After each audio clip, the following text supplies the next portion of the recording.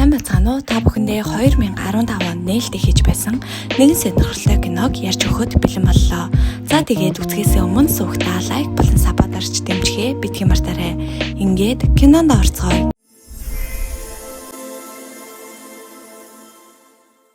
Кино Солонгосын нэгэн хотод амьдрах Йонга хэмээх настан бусад өдрийн лайдал аимшигт хар тарсан зүуднээсээ сэрж бугаар эхэлдэг. Йонга ганц бие бөгөөд гараар нэгсэн носон цамцаа зах дээр борлуулан амжиргаагаа залгуулдаг нэгэн. Нэгсэн цамцнуудаа зарчгаад гэртээ харих замдаа тэрээр шуудангийн харьцагнаасаа хідэн цагтал олсон нь эх орончдын гавьяа хянан шалгах газраас ирсэн байлаа. Йонга ч загтлыг аммагцаа шууд л тус газар руу хөдлөх ба тэнд очмогц дайны үед эх орныхоо төлөө амиа үл хайрлан байгуулсан гавьяаг нь үнэлж эх оронч аавыг нь нөхөн шагнаж буйг дуулгав. Тэрээр мөн ах Ёнжуугийн талаар ямар нэгэн сураг ажиг байгаа эсхийг лавлахад тэдэнд өгөх хариулт байсангүй. Йонгаг албаны газраас гарч явхад нь түүний хүрэж сургуулийн 4 туцтай Юнсүү хэмээх охин тааралдах ба Юнсүү балчир ахуйд нь хаяад явсан эцэг эхийнхээ талаар сураг тавихаар ирсэн нь байж автобусны буудлын дээр хүлээ зогсохдоо Йонган урсамжиндаа хөтлөгдөн одлоо.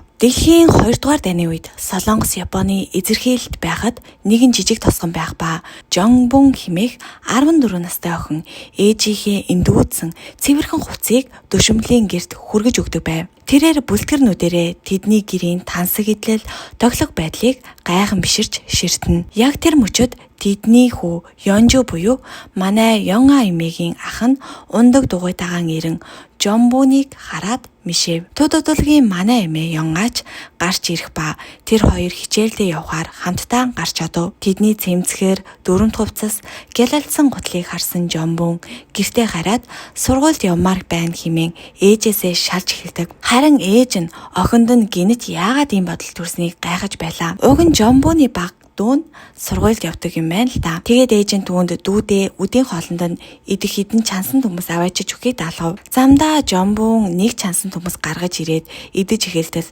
хажуугаар нь Ёнжу өнгөрч яваад түүнийг хараад зогсов. Ёнжу түүнд бяцхан гүнж нэртэй ном өгөөд уншиж чадах эсхийг нь асуухад Жонбун толгой тохин чадна гэж хэлсэн ч энэ нь худлаа байлаа. Гисэн хэдий ч тэдний дунд өөрсдөө ч үл ойлгох нэгэн нандин холбоо үүсэж эхэлдэг. Ийхүү үйл явдал иргэн одоо цаг руу шилжинэ. Юнсүү сургууль дээрээ хулгай хийснийхээ төлөө ангийн багштаа загнуулж байв.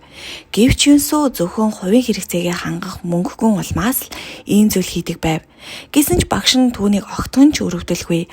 Амьдрал чинь тийм хэцүү байгаа бол зүгээр л сургуулиасаа гарчих.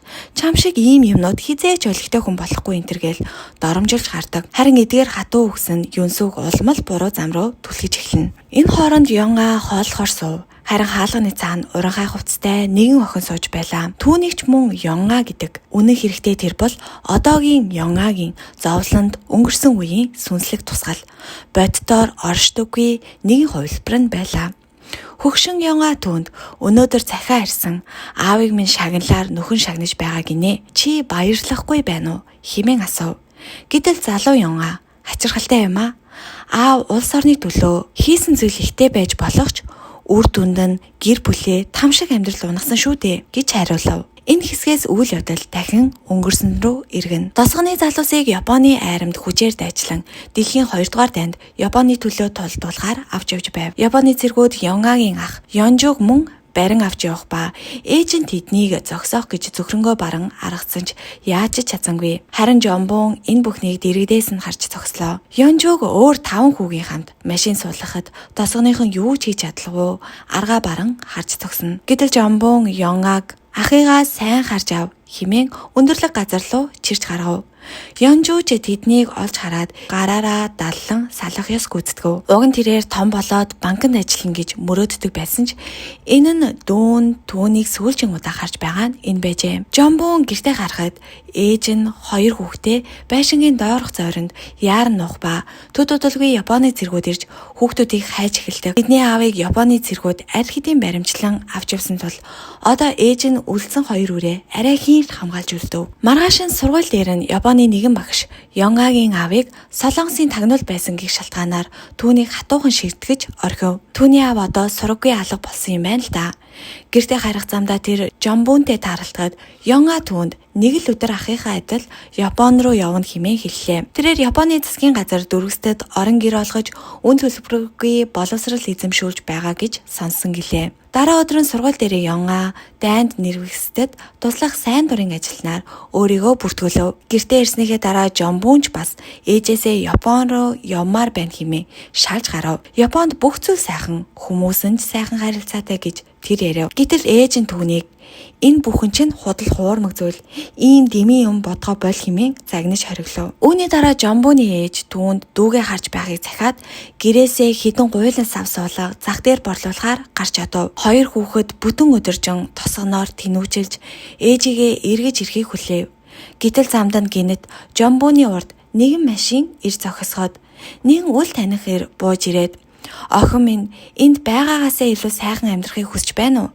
хэмээн асуулаа. Мөн "Хэрэв чи хүсвэл би чамд Япон руу явах боломж олгож чадна" хэмээн хэлэх боловч Жомбун айсандаа шууд л цугтчихдаг. Хүүхдүүд өдөржин л ээжигээ хүлээсээр өлсөж ядарсандаа унтаад өгөхөд шүүн дунд машинтай нөгөө ир тэдний гэрт сэм нэвтэрч унтаж байсан Жомбуныг хулгайлцдаг. Харин бяцхан дүүнд түүний нэрийг дуудан ульсаар хоцорч игчинж аль хэдийн холдон оцсон байлаа. Удалгүй Жомбун сэрээд хартал өөрийгөө галт тэргэнд явж байгааг мэдэв. Мөн галт тэрэгний бүхээг түүнтэй адил огтоор дүүрэн байдлаа. Хэсэг хугацааны дараа галт тэрэг нэгэн өртөөн дээр зогсоход дахин олон огтыг авчирдаг ба тэдний дунд Ёнга байсан нь Жомбуныг бүр цочролд оруулдаг. Ёнга Японы цэргүүд рүү "Энд ямар нэгэн ойлголтын зөрүү гарчээ.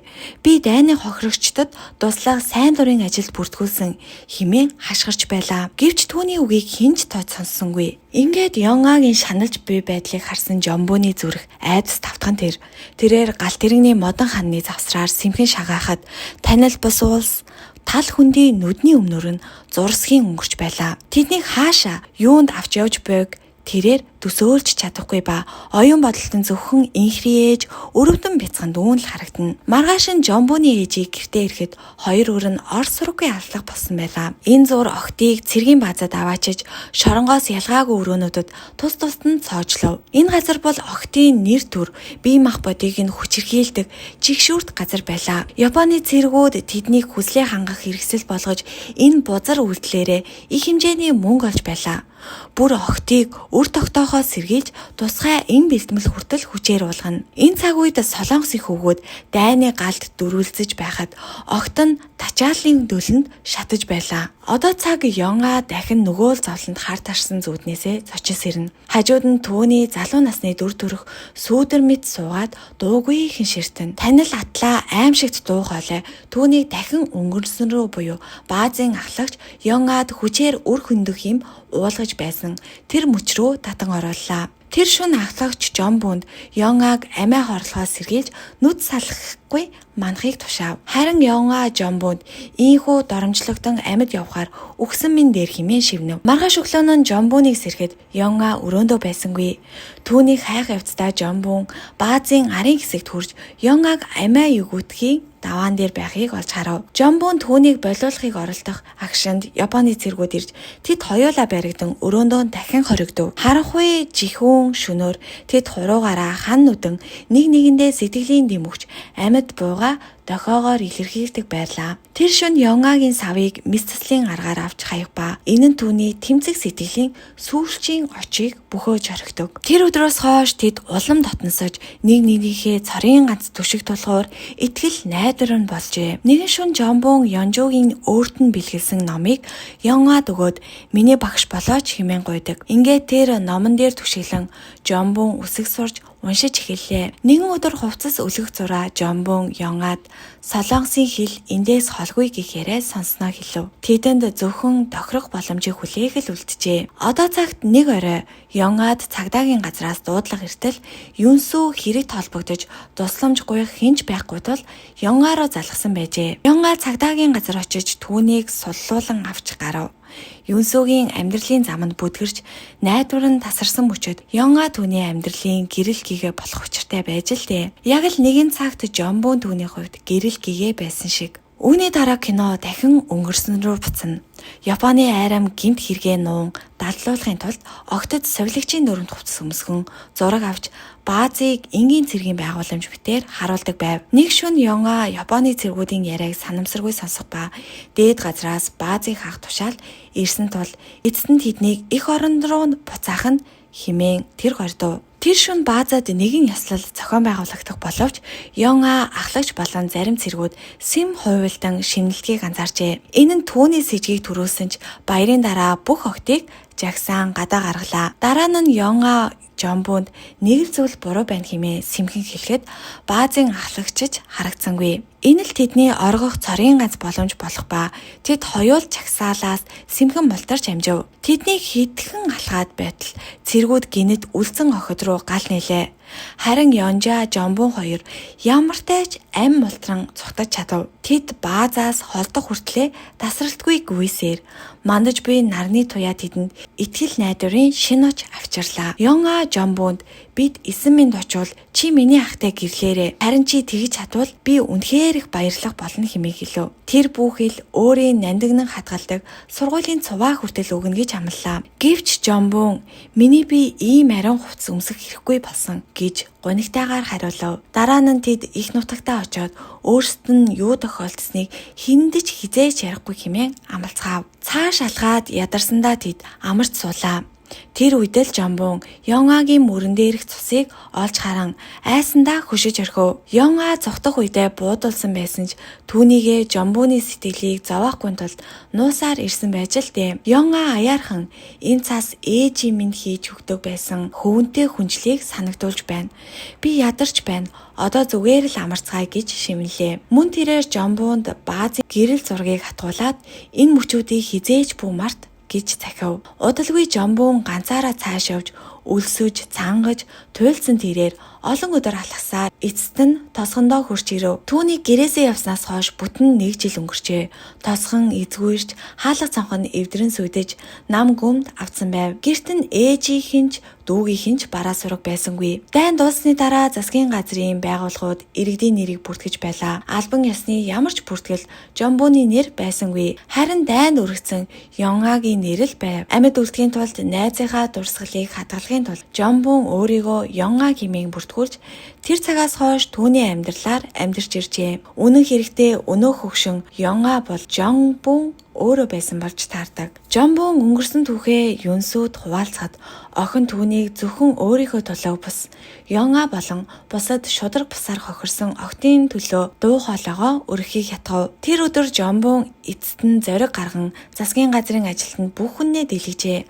Албаны ажилтнанд түүнд жинхэнэ нэрээр нь иргэний үнэлэх авахт нь тусалж мөн жинхэнэ Ёнгагийн нас барсны гэрчлэгийг үйлдэн өгөв. Жомбун олон жилийн турш ганцаараа амьдарсан гэж боддог байвч үнэн дээр Ёнгагийн сүнс дурсамж үргэлж түүнийг ивэж хамт байжээ. Харин одоо салах ёс гүйцэтгэх цаг нь ирж хайрт найзыгаа амар амгалан нойрсохыг хүсэн түүнийг явуулах цаг болсон байв. Тэрээр мөн Юнсүг өргөж авснаар тэд шинэ амьдралаа хамтдаа эхлүүлв. Нэг өдөр засгийн газрын нөгөө ажилтан Жомбутэй уулзгаар ирлээ. Тэрээр Ёнгагийн ах Ёнжуг эцэст нь олсон гэдгээ дуулгав. Тэрээр нэгэн цагтл түүнд дамжуулан өгөөд Ёнжу гэр бүлийнхнээсээ ямар ч сураг сонсоогүй учраас Япондоо үлдсэн байсныг тайлбарлалаа. Хожим нь Жомбун хариу цагтл бичиж өөрийн гараар нэгсэн ноосон цамцны хамт хэлгээв. Тэрээр цагталтаа таныг амьд сэрүүн гэдгийг сонсоод сэтгэл минь уужирлаа. Намайг мартаагүй дурсаж явсанд тань баярлалаа хэмээн бичжээ. Тэр өдрөөс хойш Жомбуныг зовоож ирсэн хар дарсан зүуд нь эцэстээ арилж буйгаар энэхүү кино маань төгсөж байна. За ингээд кино таалагдсан бол сувагтаа лайк болон subscribe дарж дэмжгээ битгий мартаарай.